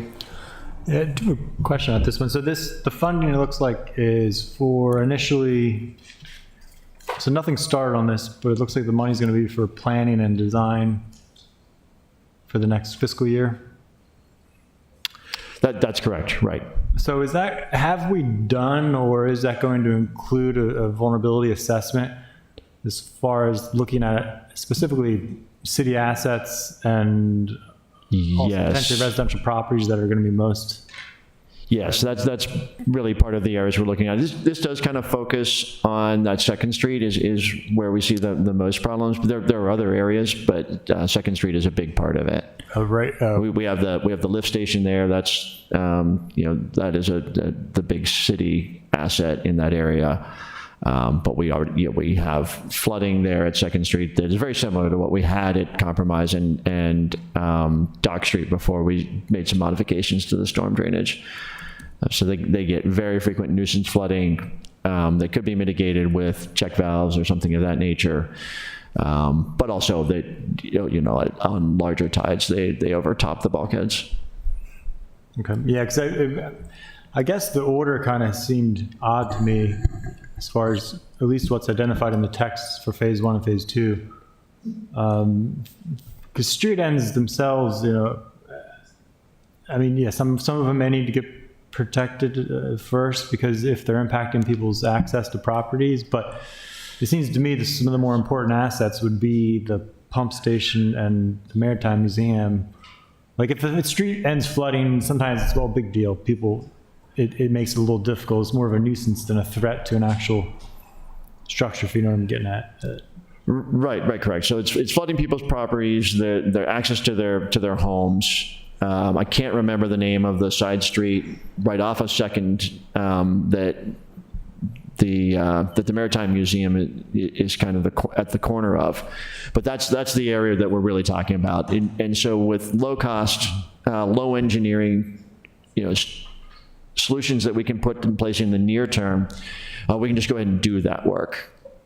And then in parallel, we're studying some of the larger scale problems, and with the Corps of Engineers is helping us on that, just like we did with City Dock, doing some of that initial assessment with the Corps of Engineers, and we'll be going out for grants for the ultimate construction of the larger, more challenging and costly mitigations. Because I think we did give money, it was last year's budget, I think, extra money to go towards ultimately, I think, the Resilience Authority, because they're adding Eastport to one of their studies.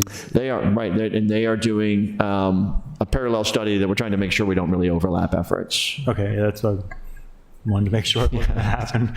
They sound very, you read the title and the general description, and they sound fairly similar. I think the Resilience Authority is taking a little bit more of a look at some of the maritime industry properties and things like that.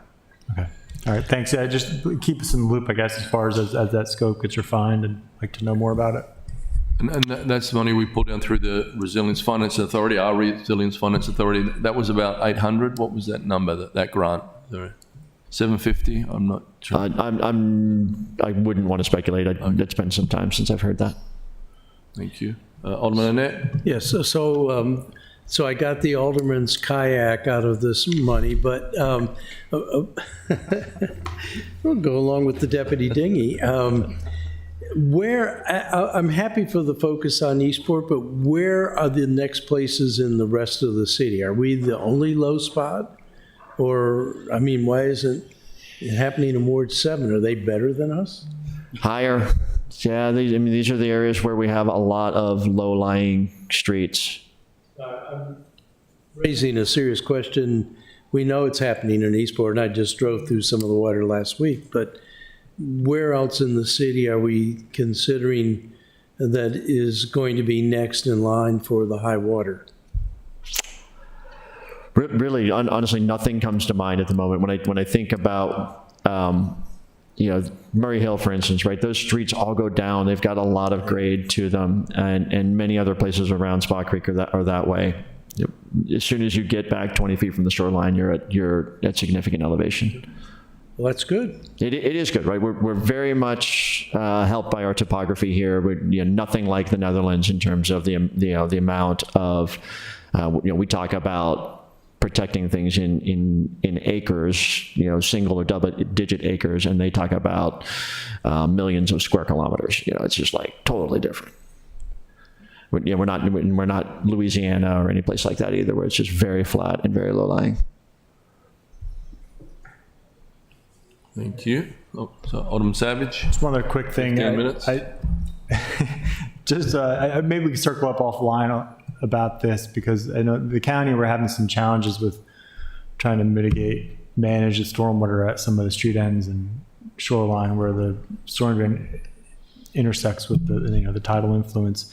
And, the tide check valves have had mixed success, to say the least. Interesting. Yeah. We could talk because those are a big part of what we're doing at City Dock is a product called Checkmate, which we hear great things about. Other products, not so much, but that one it has a good reputation.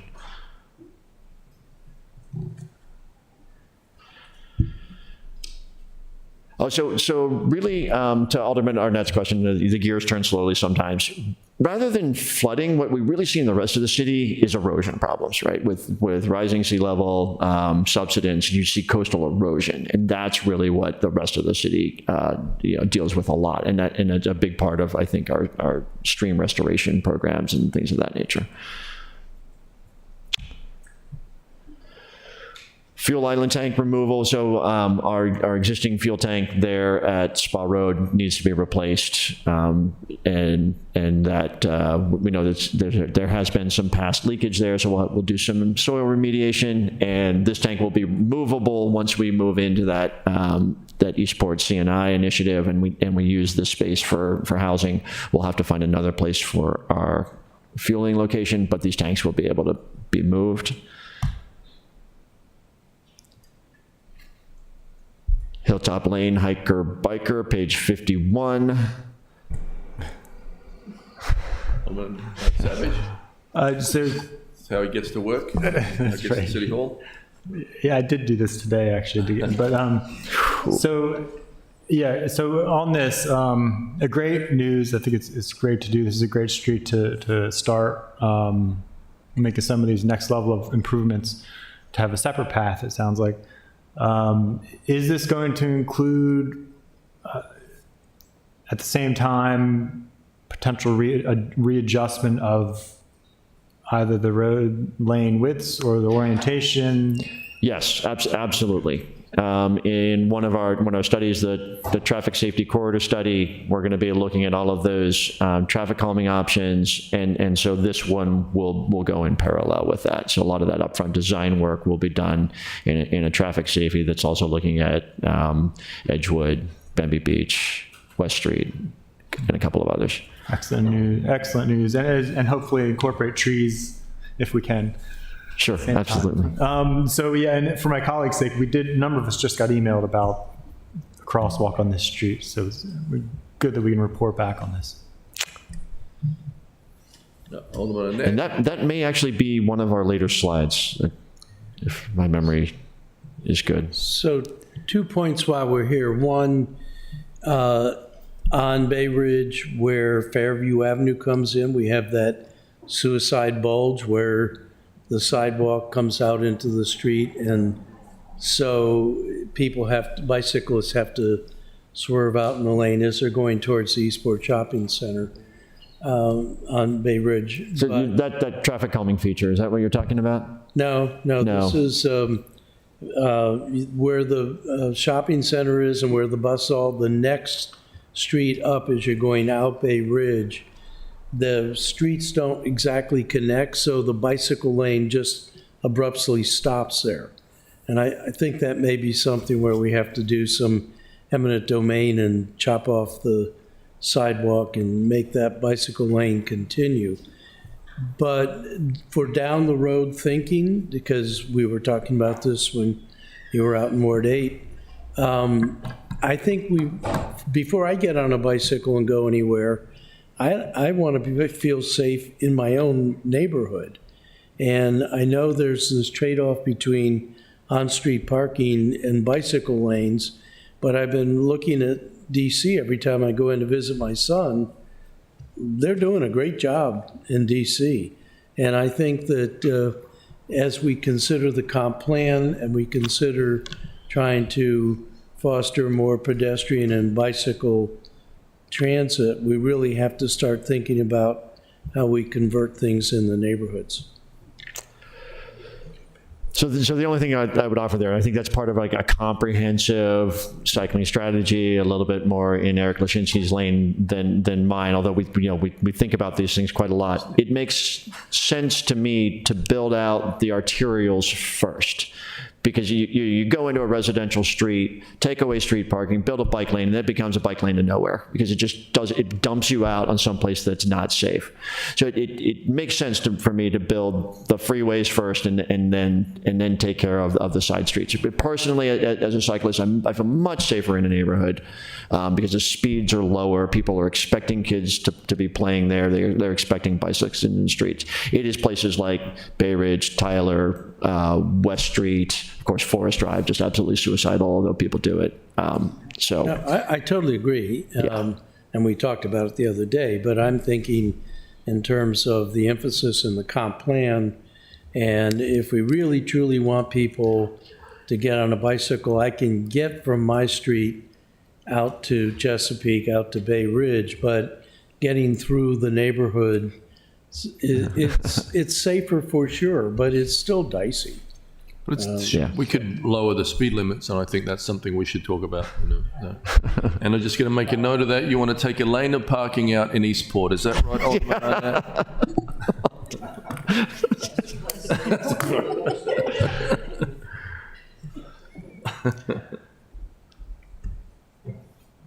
Next project, Newman Street Playground, page 56.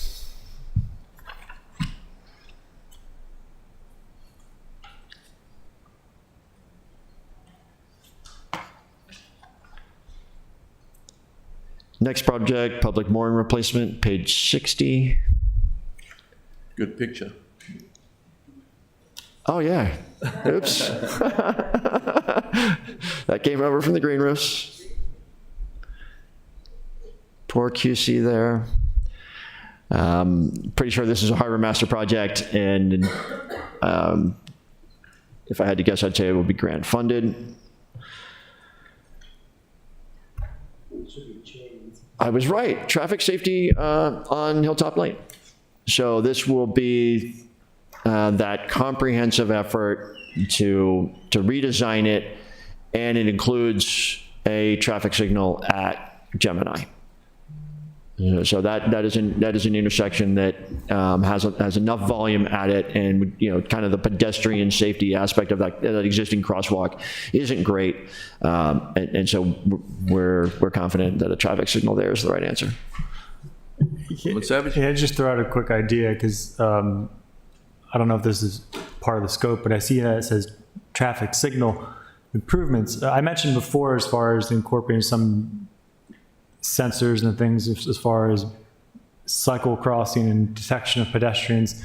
But the other thing I'm thinking about is the idea, well, I think they call them micro traffic circles.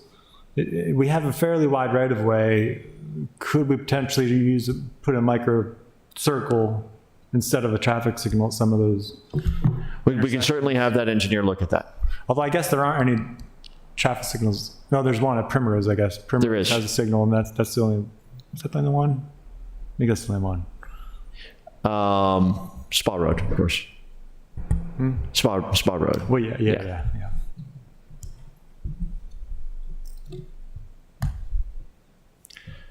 Truxton Park Road parking improvements, page 74.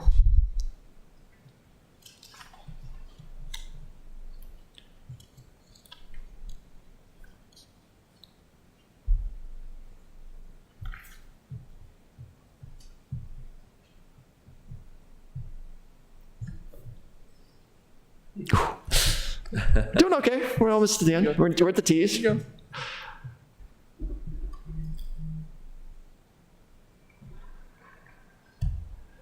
Truxton Park Shoreline Stabilization, page 75.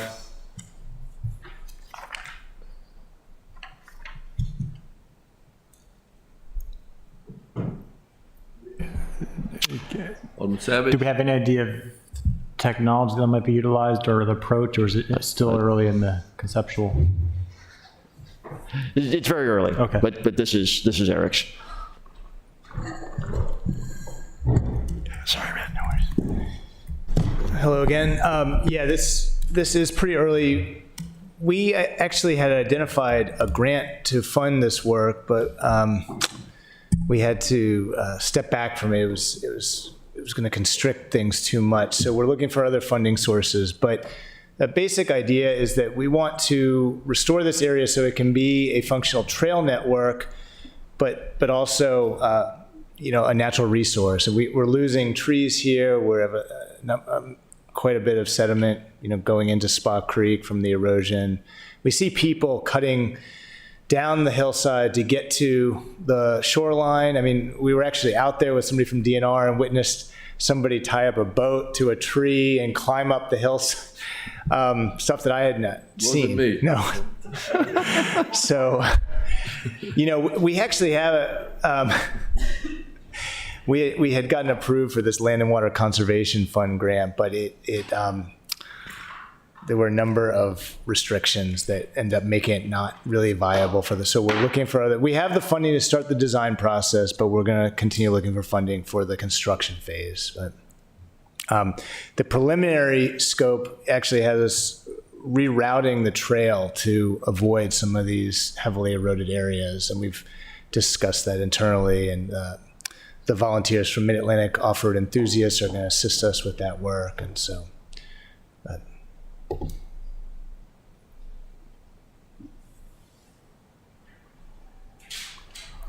Good, okay. And then the last three projects are waterway improvements, 4th Street and Shipwright. These are pretty much replacements of what is there with modern floating docks, ADA accessible aluminum gangways.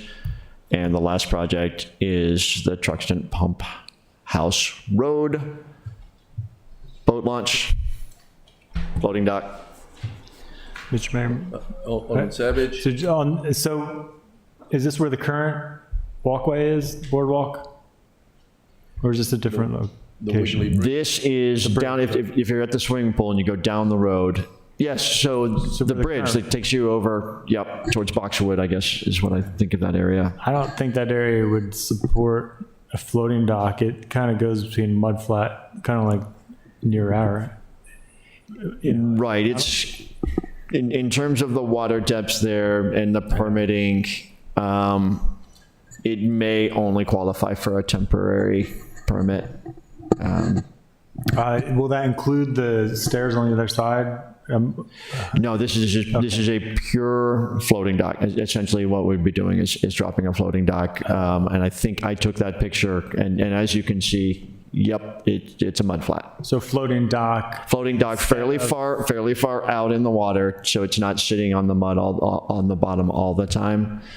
But does it include removing the existing boardwalk? It has nothing to do with that bridge. Okay, nothing to do. Okay. The idea would be, because we have the electrical problem that we are still trying to get to the bottom of, and we've worked out that it's not on the city side, but now we've hired a third party, and so we have no paddle access at our main boat ramp. And so the idea was, temporarily, could we move a paddle organization to this side of Truxton Park and put them in there temporarily and make the improvements, and then they would take ownership of the boathouse there, which has got some vandalism issues on it. So we think we would bring some activity to that area.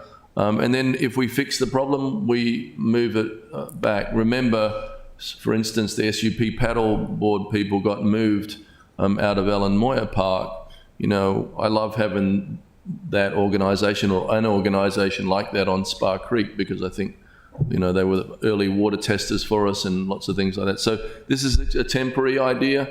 Doesn't have to be the permanent idea. I think it will be a positive improvement there. But you're right, there's a lot of shallow there, a lot of mud and a lot of silt. But it would be much further away from the Wiggly Bridge, which is another issue where we are going to have to talk about a bridge and the steps and making it ADA compliant when we. Yeah, it looks awful. I biked across that today. It's in bad shape. Alderman Arnett. Thank you, Mr. Mayor. Speaking of this, I have a constituent, I think he's written to all of you about questioning the order and the priority of these street-in parks and floating docks and so forth. My response was that these are triaged and that there's a sequence we do. This was kind of thinking there was too much going on Spa Creek and not enough on Back Creek. No longer a constituent of mine, so it wasn't a Eastport person, but still, I assume this is something that we work with the harbor master, and we kind of deal with these street ins as we can get to them, and in terms of their level of disrepair, so we prioritize in that way. Right, exactly. I mean, I think the next project we'll see will be 6th Street. Yeah, I know. And with 4th Street right behind it. And then Ross's Crossing. Right? Ross's Crossing before we leave. Yeah, so that's another Spa Creek one, but yeah, it's in Eastport. Oh, especially. Yeah. Now, Alderman O'Neill had a hand up, and I hope it's about Cedar Parkway. No, it's just me. Mine was just a attaboy. I hope it's about happy hour. It's 5:01. I just was going to give you an attaboy because of the Cheston End Park. If anybody wants to go on a field trip and see that, it's a beautiful street end park that you did. Thank you. Cheston. Yeah. Well, can I bring up Cedar Parkway? Sure. Yeah, Because, you know, we've had many discussions, we know there's a lot of land issues as we make that improvement, but even at the Taylor end of Cedar Parkway, which is a well-walked and well-traveled property as people make their way from West Street and the hotels to the stadium, you know, what's the status of that on both ends of the improvements that we're trying to do? Cedar Park Road. Yeah. It's a CIP from last year that was approved. I don't know that. Right, and I think that one, so I think of that project as going from the stadium out towards Wendell, past Wendell, and then it starts there, Wendell. No, there's two different parts of Cedar Park. Yeah, two. Portion that we're currently working on from Halsey Road to Wendell. Wendell, right, that's the part that I think of when I think Cedar Park sidewalks. Right. And then there's another project that was approved in last year's budget for the study and considerations for a sidewalk from Taylor Avenue to Glen.